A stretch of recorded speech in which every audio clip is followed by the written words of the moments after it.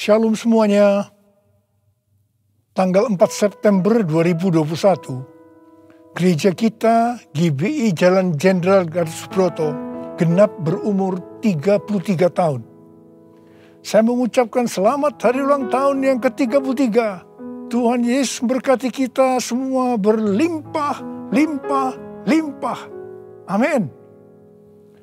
Pesan Tuhan untuk memasuki tahun yang ke-34 terdapat dalam Kolose 3 ayat 1 sampai dengan 4. Demikian bunyinya.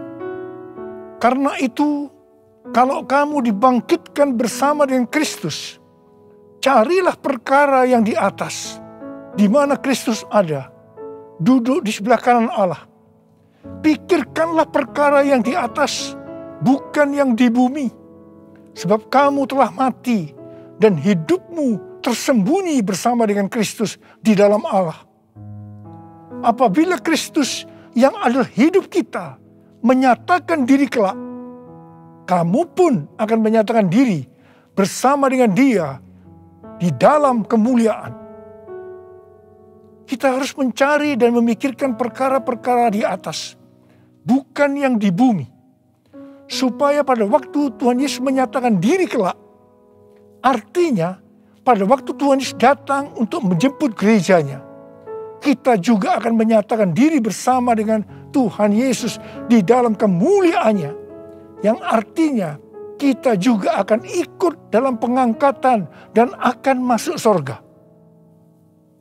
Memikirkan dan mencari perkara yang di atas, artinya kita harus menilai, mempertimbangkan, dan memikirkan segala sesuatu dari sudut pandangan kekekalan dan surga. Memikirkan dan mencari perkara yang di atas, artinya kita harus berpikir dan bertindak sesuai dengan pikiran dan tindakan Kristus. Ini kita lakukan karena kita ada bersama dengan Kristus. Kita akan terus melakukan dengan setia, karena Kristus adalah hidup kita, sampai kita bertemu dengan Dia dalam kemuliaannya, yaitu pada waktu Dia datang kembali untuk menjemput gerejanya. Perkara yang di bumi dapat berbicara tentang hidup yang duniawi, yang dinyatakan dalam rupa perintah, peraturan, dan ajaran yang tidak membawa seseorang kepada pengenalan akan Kristus. Perkara yang di bumi juga bisa diartikan segala sesuatu yang berada dalam pikiran, perkataan, perbuatan yang merupakan sifat manusia lama, sehingga bertentangan dengan kehendak Allah.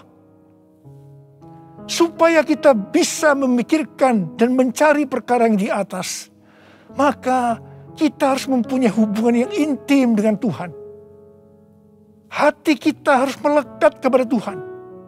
Banyak berdoa, memuji dan menyembah Tuhan. Kita harus memiliki kasih yang semula. Kita harus melakukan kehendak Bapa di sorga. Kita harus hidup berintegritas.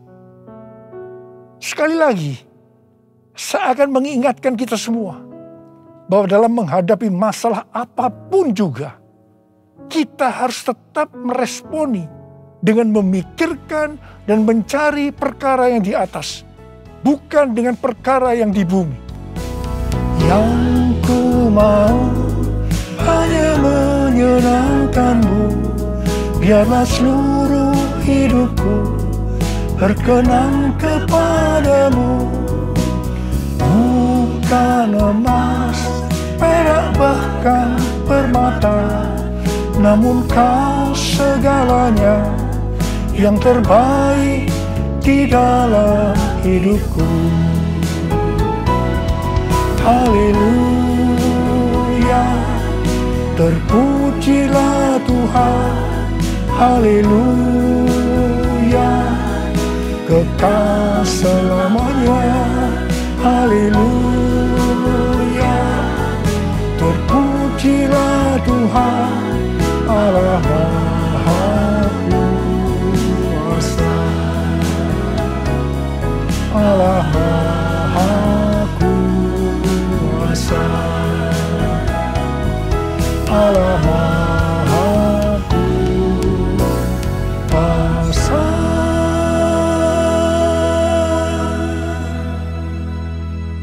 Tuhan Yesus berkata, kasihilah musuhmu dan berdoalah bagi mereka yang menganiaya kamu. Karena dengan demikian, kamu adalah anak-anak Bapamu yang di sorga. Apabila kamu mengasihi orang yang mengasihi kamu, apakah upahmu? Bukankah pemungut cukai juga melakukan demikian? Dan apabila kamu hanya memberi salam kepada saudara-saudaramu saja, bukankah orang yang tidak mengenal Allah juga melakukan hal yang seperti itu? Karena itu haruslah kamu sempurna, sama seperti Bapamu yang di sorga adalah sempurna. Kita tahu bahwa ini tidak mudah untuk dilakukan. Tapi bukan berarti tidak bisa. Kita pasti bisa melakukannya. Kita harus mengingat Amsal 4 ayat 23 yang berkata, jagalah hatimu dengan segala kewaspadaan, karena dari situlah terpancar kehidupan. Kita akan mengalami kehidupan kekal selama-lamanya jika hati kita mau mengampuni orang yang bersalah kepada kita. Tuhan Yesus mengajar dalam doa Bapa kami, ampunilah kami atas segala kesalahan kami, seperti kami juga mengampuni orang yang bersalah kepada kami. Kalau kita tidak mengampuni orang yang bersalah kepada kita, maka Tuhan juga tidak akan mengampuni kita. 1 Yohanes 3 ayat 14 dan 15 berkata, kita tahu bahwa kita sudah berpindah dari dalam maut ke dalam hidup, yaitu karena kita mengasihi saudara kita. Barang siapa tidak mengasihi, ia tetap di dalam maut. Setiap orang yang membenci saudaranya adalah seorang pembunuh manusia. Dan kamu tahu bahwa tidak ada seorang pembunuh yang tetap memiliki hidup yang kekal di dalam dirinya. Karena itu, mari kita harus mencari dan memikirkan perkara yang di atas, bukan yang di bumi. Haleluya, terpujilah Tuhan. Haleluya, kekal selamanya. Haleluya, terpujilah Tuhan, Allah Maha Kuasa. Allah Maha Kuasa, Allah Maha Kuasa.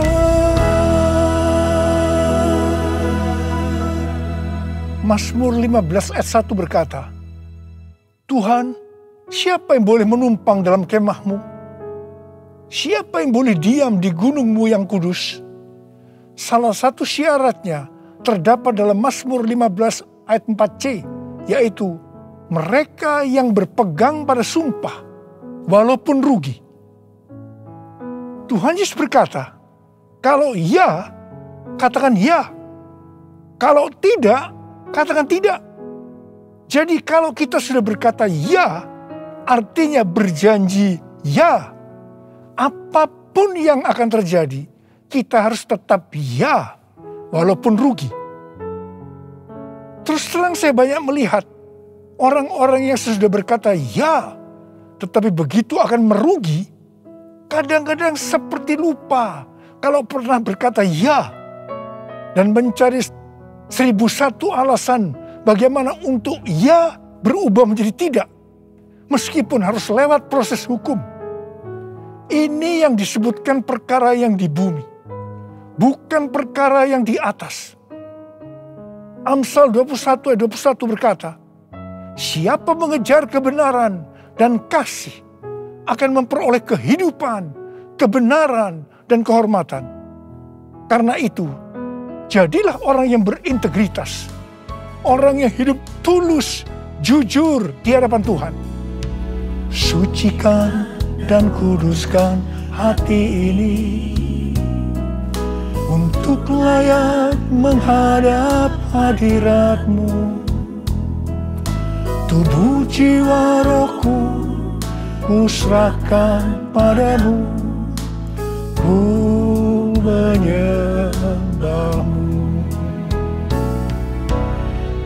tinggikan nama-Mu ya Tuhan.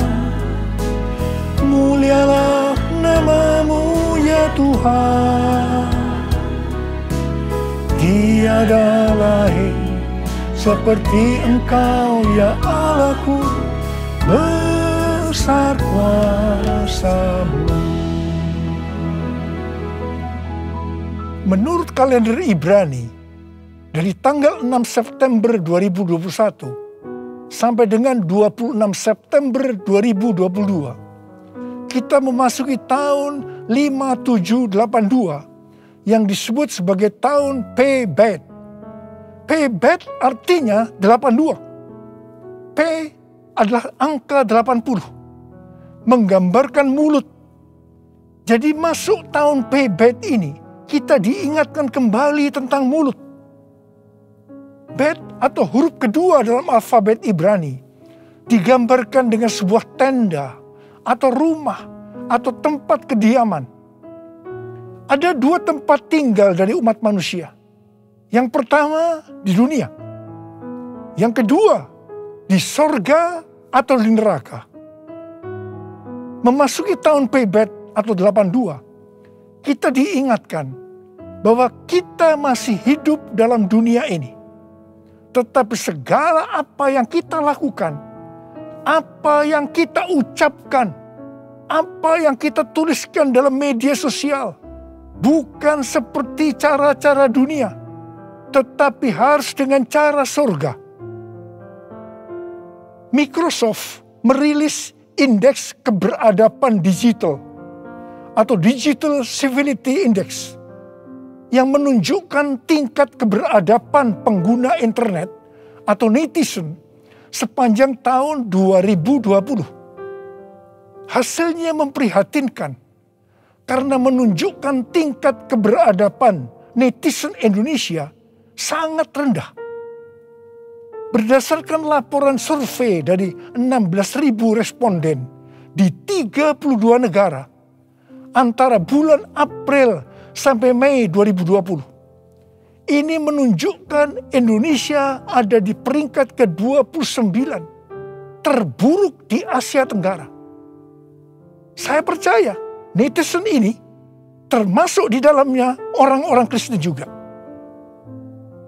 Tuhan Yesus berkata dalam Matius 12 ayat 36 dan 37. Tetapi aku berkata kepadamu, setiap kata sia-sia yang diucapkan orang harus dipertanggungjawabkannya pada hari penghakiman.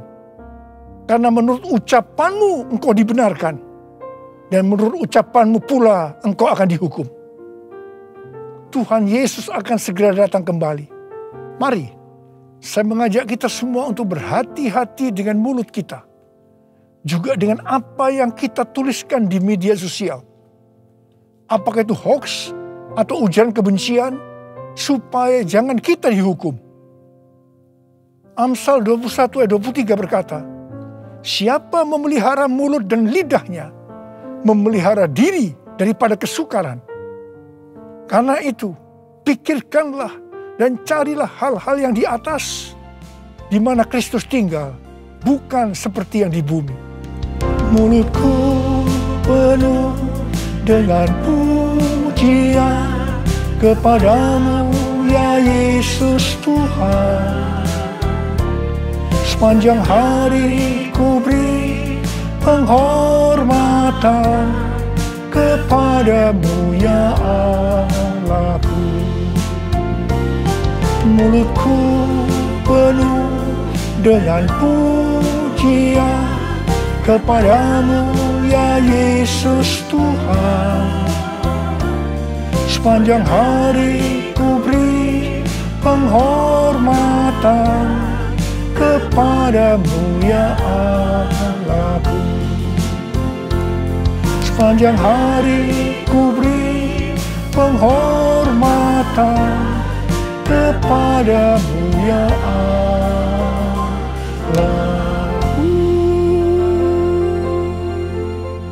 1 Korintus 6 ayat 19 berkata, atau tidak tahukah kamu bahwa tubuhmu adalah bait Roh Kudus yang diam di dalam kamu, Roh Kudus yang kamu peroleh dari Allah. Dan bahwa kamu bukan milik kamu sendiri. Roma 14 ayat 8 berkata, sebab jika kita hidup untuk Tuhan. Dan jika kita mati untuk Tuhan. Jadi baik hidup atau mati, kita adalah milik Tuhan. Kita yang sudah dimeteraikan oleh Roh Kudus adalah milik Tuhan. Jadi kita hidup untuk Tuhan. Kita mati untuk Tuhan. Tuhan menghendaki agar kita menjadi serupa dengan gambarnya. Jadi dia harus makin besar dan kita harus semakin kecil. Biarlah orang melihat Kristus yang ada di dalam kita. Ada seorang hamba Tuhan dari Inggris yang bernama Smith Wigglesworth. Dia dikenal sebagai Rasul Iman. Dia dipakai oleh Tuhan dalam mujizat dan kesembuhan secara luar biasa. Dia tetap melayani Tuhan sampai akhir hidupnya. Pada waktu dia berumur 87 tahun. Tuhan pernah berkata kepadanya, Wigglesworth, aku akan membakar engkau sampai habis. Sampai tidak ada lagi Wigglesworth, hanya Yesus. Wigglesworth berdoa, ya Tuhan, lakukan itu. Saya tidak mau orang melihat saya lagi. Hanya Yesus. Menjadi seorang hamba Tuhan harus seperti ini. Juga harus seperti Yohanes Pembaptis yang berkata, ia harus makin besar, tetapi aku harus makin kecil. Karena itu hari-hari ini kita melihat baptisan api sedang turun, membakar habis keakuan kita, kedagingan kita, sehingga kita akan semakin kecil. Ia semakin besar. Waktu sebelum pandemi COVID-19, saya melihat perlombaan gereja-gereja untuk menjadi yang paling besar, paling terkenal. Dan kita melihat bahwa perlombaan itu sudah dihentikan oleh Tuhan sejak kita memasuki pandemi. Tetapi di tengah-tengah pandemi ini muncul satu fenomena baru, yaitu terjadi perlombaan untuk mencari views dengan bermacam-macam motivasi dan kepentingan. Saya percaya ketika ditanya, jawabnya pasti ini untuk kemuliaan Tuhan.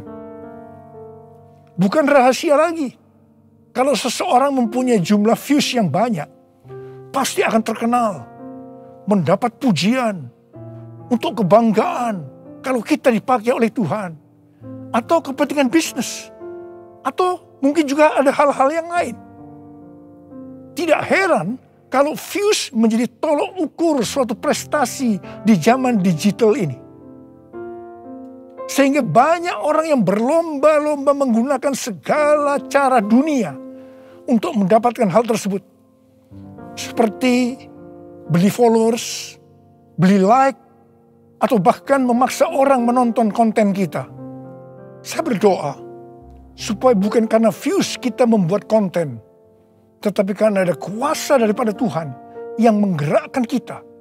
Sehingga ketika orang menonton konten yang kita buat, di situ ada aliran kehidupan yang mengisi mereka yang menonton. Hari-hari ini Tuhan mengingatkan kepada kita sebagai hamba Tuhan agar berhati-hati.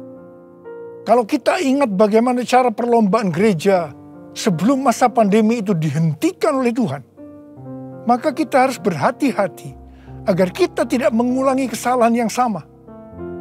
Saya mengajak agar kita introspeksi, memeriksa diri kita. Saya bertanya, kalau kita melihat views kita banyak, apakah kita benar-benar berkata, ini adalah untuk kemuliaan Tuhan? Atau kita berbangga hati, karena ini dianggap ukuran Tuhan memakai kita? Tuhan Yesus mengingatkan kita, dalam Lukas 6 ayat 26, celakalah kamu jika semua orang memuji kamu. Karena secara demikian juga nenek moyang mereka telah memperlakukan nabi-nabi palsu. Tuhan Yesus mengingatkan kepada kita, kalau seseorang selalu ingin dipuji-puji, itu adalah nabi palsu. Tuhan mengingatkan kepada kita bahwa kita harus semakin kecil, Dia semakin besar. Kita harus semakin menjadi seperti gambarnya. Karena itu, Tuhan hari-hari menurunkan baptisan api, di mana itu akan membakar atau menghancurkan keakuan kita. Menjadi seperti Kau, Yesus. Menjadi seperti Kau, Yesus.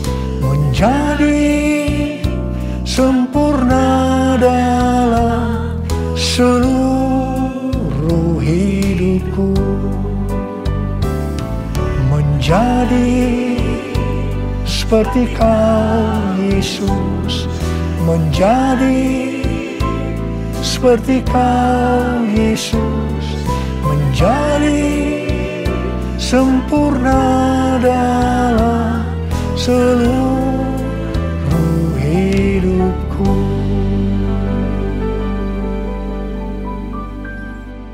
Pada waktu murid-murid Tuhan Yesus menanyakan tentang tanda kedatangannya kembali dan tanda kesudahan dunia ini, salah satunya Tuhan Yesus menjawab, adanya penyakit sampar. Pandemi COVID-19 ini bisa disebutkan sebagai penyakit sampar, sehingga pandemi ini merupakan salah satu tanda dari kedatangan Tuhan Yesus untuk kali yang kedua. Tuhan Yesus mau agar kita mempersiapkan diri sebaik-baiknya untuk menyambut kedatangan Tuhan Yesus di awan-awan yang akan menjemput gerejanya.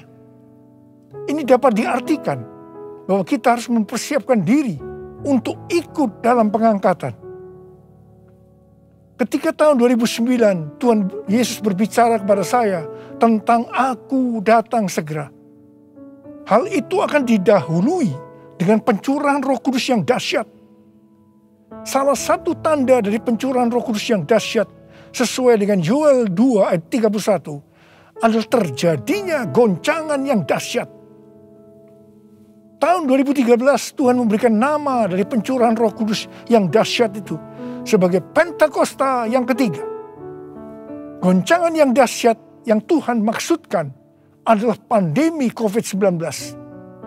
Jadi pandemi COVID-19 ini adalah salah satu tanda bahwa Pentakosta yang ketiga sedang terjadi. Hal ini dapat diartikan bahwa pandemi ini akan membuat orang-orang mawas diri, introspeksi, bertobat, dan menjadi murid Tuhan Yesus. Pada waktu Roh Kudus dicurahkan di kamar loteng Yerusalem, maka terdengar seperti tiupan angin keras, dan tampaklah lidah-lidah seperti nyala api yang hinggap pada 120 murid Tuhan Yesus. Mereka dibaptis dengan Roh Kudus, yang juga dapat diartikan mereka mengalami baptisan api. Hal seperti ini juga terjadi hari-hari ini. Pada Pentakosta ketiga, kita juga sedang mengalami baptisan api. Pandemi adalah salah satu wujud dari baptisan api. Saya terkesan dengan pidato Bapak Presiden Jokowi pada sidang tahunan 16 Agustus 2021 yang berkata, krisis, resesi, dan pandemi seperti api. Kalau bisa, kita hindari. Tetapi jika hal itu tetap terjadi, banyak hal yang bisa kita pelajari. Api memang membakar, tetapi juga menerangi. Kalau terkendali, dia menginspirasi dan memotivasi. Dia menyakitkan, tetapi sekaligus bisa menguatkan. Kita ingin pandemi ini menerangi kita untuk malas diri, memperbaiki dan menguatkan diri kita dalam menghadapi tantangan untuk masa depan. Wow, saya percaya Tuhan memakai Bapak Presiden Jokowi untuk menyatakan kehendaknya melalui pandemi ini untuk Indonesia. Hari-hari ini kita sedang mengalami baptisan api. Tuhan sedang membersihkan gerejanya. Kita akan diubah oleh Tuhan. Dan melalui pandemi ini, saya percaya kita akan menjadi indah pada waktunya. Kalau ada di antara saudara yang karena pandemi ini atau karena masalah lain mengalami tekanan-tekanan seperti depresi, ketakutan, kebingungan, tidak tahu apa yang harus diperbuat, merasa kehilangan masa depan, Tuhan mengingatkan kita dalam 1 Korintus 10 ayat 13 bahwa pencobaan-pencobaan yang kamu alami ialah pencobaan-pencobaan biasa yang tidak melebihi kekuatan manusia, sebab Allah setia, dan karena itu Ia tidak akan membiarkan kamu dicobai melampaui kekuatanmu. Pada waktu kamu dicobai, Ia akan memberikan kepadamu jalan keluar sehingga kamu dapat menanggungnya. Tuhan Yesus itu baik. Dia sungguh baik dan sangat baik kepada kita semua. Tuhan Yesus merindukan pada saat Dia datang di awan-awan untuk menjemput gerejanya. Kita akan ikut dalam pengangkatan dan masuk surga. Karena kita memikirkan dan mencari perkara-perkara yang di atas, di mana Kristus ada, duduk di sebelah kanan Allah Bapa. Holy, holy, are you Lord God Almighty? Worthy is the Lamb, worthy is the Lamb. You are holy, holy, are you Lord God Almighty? Worthy is the Lamb, worthy is the Lamb. Amin. Mari kita angkat tangan kita, berbahasa roh, saudara. Kita berbahasa roh. Oh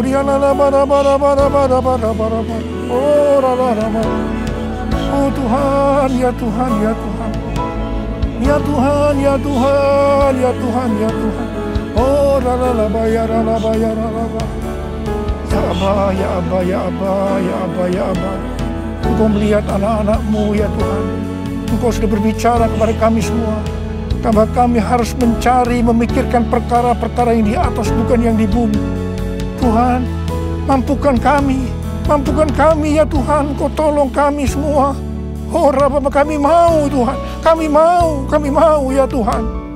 Engkau melihat anak-anak-Mu yang saat ini mungkin sedang mengalami tekanan-tekanan karena pandemi, karena yang hal-hal yang lain. Engkau tolong mereka, Engkau menyembuhkan yang sakit, sembuh dalam nama Yesus, sembuh dalam nama Yesus, sembuh. Oh Rabbah, oh Rabbah. Holy, holy, are you Lord God Almighty? Worthy is the Lamb, worthy is the Lamb. You are holy, holy, are you Lord God Almighty? Worthy is the Lamb,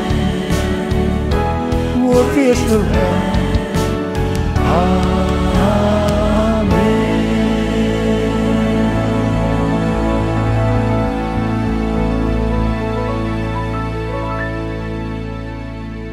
Mari saudara-saudara, kita akan masuk dalam perjamuan kudus. Kita akan mengingat ayat ini. Sebab setiap kali kamu makan roti ini dan minum cawan ini, kamu memberitakan kematian Tuhan sampai Ia datang. Perjamuan kudus adalah perjamuan Tuhan Yesus sendiri. Setiap kali kita masuk dalam perjamuan kudus, Tuhan Yesus selalu berkata, biarlah ini menjadi peringatan akan daku. Biarlah ini menjadi peringatan akan daku. Mari, arahkan hati kita kepada kebaikan Tuhan. Supaya kita lebih mengasihi Tuhan Yesus. Supaya kita lebih mengasihi satu dengan yang lain. Mari tundukkan kepala. Bapa, siapakah kami sebelum kami mengenal Engkau? Kami semua orang berdosa. Upah dosa adalah maut, mati. Tetapi Engkau yang tidak berdosa telah dijadikan dosa oleh karena kami. Engkau harus turun dari sorga mulia, menjelma menjadi manusia, mati ganti kami dengan penderitaan yang luar biasa.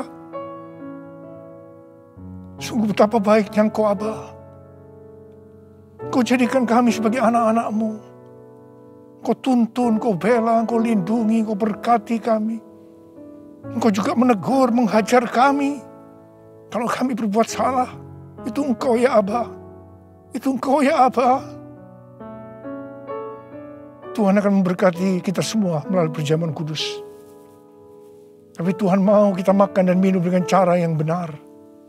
Karena itu masing-masing sekarang introspeksi. Lihat keadaan dirimu masing-masing. Jangan menyimpan dosa. Kalau ada dosa yang Tuhan ingatkan saat ini, langsung minta ampun. Minta ampun. Ampuni ya Tuhan. Ampuni kami. Ampuni kami ya Tuhan. Ampuni ya Tuhan. Ampuni ya Tuhan. Engkau melihat anak-anak-Mu sedang meminta ampun Tuhan padamu. Bapa, layakkan kami untuk masuk dalam perjamuan kudus. Kami akan masuk dalam perjamuan kudus dengan hati yang penuh ucapan syukur. Dalam nama Yesus kami berdoa. Amin.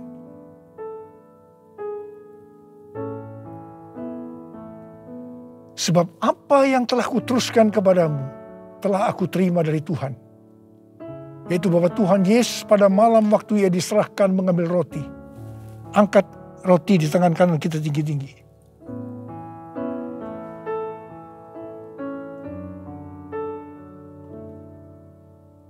Dan sesudah itu Ia mengucap syukur atasnya. Dia memecah-mecahkannya dan berkata, inilah tubuhku yang diserahkan bagi kamu. Perbuatlah ini menjadi peringatan akan aku. Sudah dikasih Tuhan. Bukankah roti yang kita pecah-pecahkan ini adalah persekutuan kita dengan tubuh Kristus? Mari kita makan dalam nama Yesus.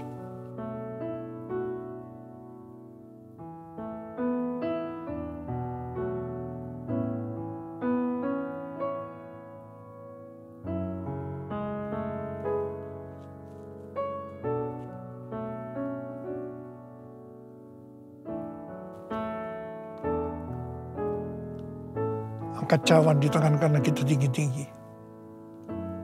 Demikian juga Ia mengambil cawan sesudah makan lalu berkata, cawan ini adalah perjanjian baru yang dimeterkan oleh darahku. Perbuatlah ini setiap kali kamu meminumnya menjadi peringatan akan aku. Sudah dikasih Tuhan. Bukankah cawan pengucapan syukur yang atasnya kita ucapkan syukur adalah persekutuan kita dengan darah Yesus. Mari kita minum dalam nama Yesus.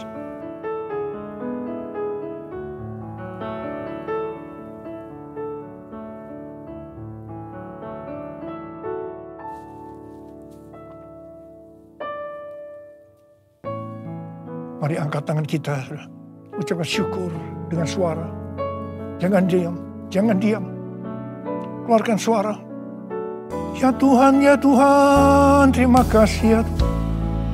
Oh rala bakana maya rala baya rala bara. Oh rala baya rala baya rala bara bara. Tuhan terima kasih. Terima kasih ya Tuhan, Kau baik buat kami. Terima kasih Engkau yang baik. Kau baik ya Tuhan. Terima kasih ya Tuhan. Oh rala. Terima kasih Yesusku. Terima kasih Yesusku. Puji syukur hanya bagi Tuhanku. Terima kasih Yesusku. Terima kasih Yesusku. Puji syukur hanya bagi Tuhanku. Terima kasih ya Tuhan. Terima kasih Yesusku. Terima kasih Yesusku. Puji syukur hanya bagi Tuhanku. Terima kasih Yesusku. Terima kasih Yesusku. Puji syukur hanya bagi Tuhanku. Puji syukur hanya bagi Tuhanku. Puji syukur hanya bagi Tuhanku.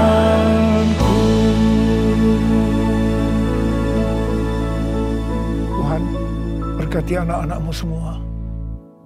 Dalam masa pandemi ini Kau tetap menjaga anak-anak-Mu ya Tuhan. Anak-anak-Mu sehat. Kalau hari ini ada yang terpapar, dalam nama Yesus sembuh. Dalam nama Yesus sembuh. Tidak ada yang berkekurangan. Semua dicukupkan. Malah berkelimpahan dalam hal yang baik. Terima kasih. Terima kasih Abba. Terima kasih. Sekarang terimalah berkat Tuhan. Kasih karunia yang berlimpah-limpah daripada Allah Bapa dalam anak yang tunggal Yesus Kristus. Persekutuan yang manis dengan Roh Kudus menyertai saudara sekalian mulai hari ini. Sampai Tuhan Yesus datang menjemput kita di awan-awan. Dan bahkan sampai selama-lamanya. Yang percaya bersama-sama katakan, Amin.